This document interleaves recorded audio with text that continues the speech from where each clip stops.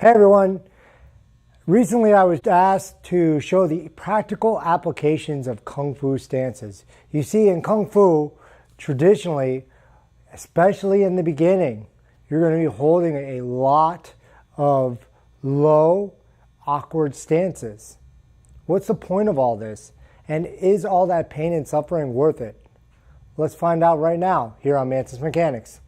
Go to a Kung Fu school and say the words horse stance, and you're probably going to hear a couple of moans and groans from the beginner students. See, a horse stance is usually when a person stands with their feet about double shoulder width apart, pointed straight ahead, their hands in what we call a chamber, which is usually up here or down here by the hips, depending on the style, the tailbone tucked in, the back straight, and the gold standard for this stance would be having the thighs parallel to the ground.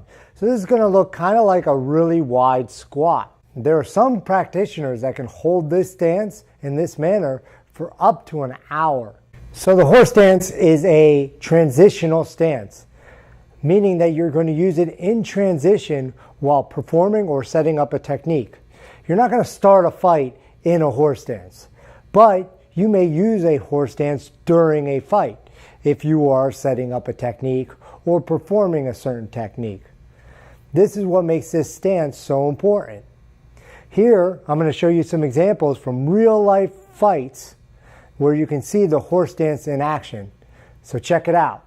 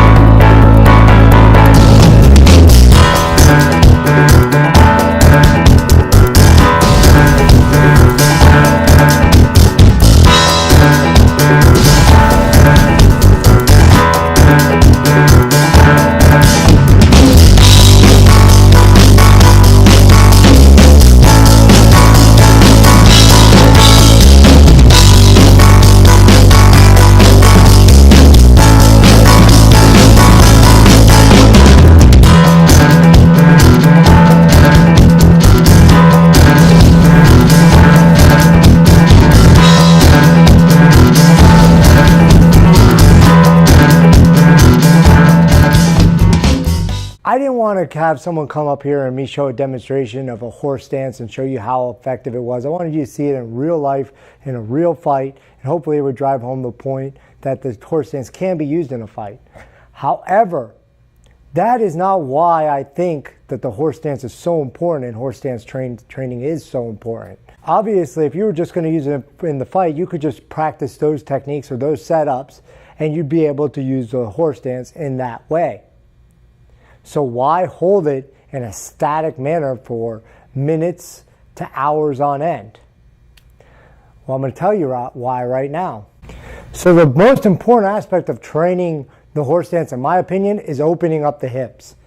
You see, when you have your feet double wide, your feet pointed straight ahead, maybe a little bit angled, and you have your hands in chamber and your back is straight, it's going to be really taxing on the mobility of your hips.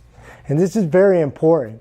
Your hips are like the drivetrain for all the power within all your techniques, whether they're throws, whether they're punches, whether they're kicks, whether they're submissions and joint locks.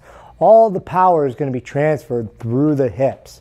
The legs act as an engine, right? So think of the legs as the engine in your car. It can be very powerful, but the hips are like that transmission. If you have a supercharged engine, but your transmission isn't working, none of that power is going to get to the wheels, and that's not going to be a fast car. It's the same way. You can work out as much as you want, but if you can't get the hips involved and get them open in your strikes and your techniques, then none of the power from the legs is going to make it to your intended target, whether it's your punch or your kick or your knee or elbow or a throw or a submission or whatever you're doing. All that power is going to come from the hips.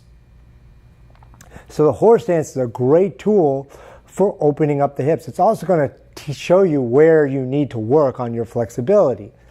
Meaning, when I have my back straight, my hands in chamber, that's going to really tax my shoulder flexibility and mobility, my upper spine or my thoracic spine. A lot of times what you'll see is as people go down, they're going to start to curve their back forward. And you'll see a lot of guys hold their hands out like this to account for that instead of bringing them into chamber, wherever you put them. Tucking the tailbone in, that's going to be very hard. Another mistake is you're going to see as they go down, their butt sticks out like this. And this causes them to strain out their back by overextending the lower back, right? That's not good. It may look like a horse stance, but it's not a real, true horse stance. So you want to get that butt tucked in or that tailbone tucked in. And worry about getting your thighs parallel only after you have perfect form. So a lot of times what people will do is go down and get thigh parallel, and that's what they care about. They're like, oh, I got thigh parallel. But meanwhile, their shoulders are rounded, their butt's sticking out, and their hands are forward, and their feet are pointed out like a duck, right? That's not good. Right? That's going to lead to injuries, and it's not really the purpose of horse stance. What I would rather see is that you don't go as deep, get into a proper horse stance, keep your back straight, and just use the horse stance as a stretch. Now this would be an active stretch because your muscles are going to be involved and they are going to get fatigued holding the horse stance, but don't think about the horse stance just as training the thigh muscles. There's probably better ways to train the thigh muscles than just going into a horse stance. You can do squats, all sorts of things. However, those aren't going to open up your hips the way the horse stance is going to. And if you open up your hips, you're going to unlock a ton of power. So let me know what you think about this in the comments, and I'll see you next time here on Mantis Mechanics.